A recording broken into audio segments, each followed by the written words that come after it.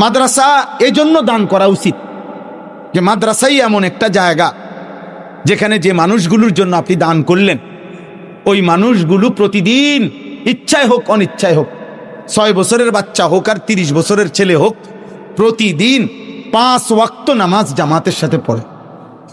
আমার বাপ, পৃথিবীতে আর কোনো ঘরের, কোনো বিল্ডিং, কোনো ভবনে আপনি এমন লোক পাবেন না যেখানে সকলেই প্রতিদিন 5 ওয়াক্ত নামাজ পড়ে। 2-4 জন পাইবেন, 2-4-500 এরকম একসাথে পাওয়া কষ্টকর।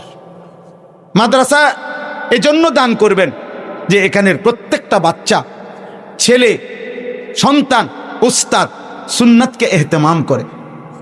সবাই চেষ্টা করে মেসওয়াক করতে, সবাই চেষ্টা করে দস্তরখান বিছায় খানা খাইতে, সবাই চেষ্টা করে পেশাব পায়খানায় ঢিলা কুলুক, অজু ইস্তেঞ্জার পাক পবিত্র থাকতে।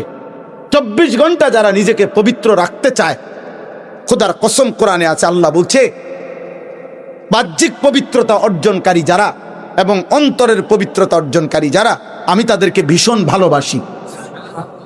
ফীহি রিজালুন ইউহিব্বুনা আন ইয়াতাতাহহারু আল্লাহু ইউহিব্বুল মুত্তাহহিরিন ইন্নাল্লাহা ইউহিব্বুত তাওয়াবিন ওয়া ইউহিব্বুল মুতাতাহহিরিন।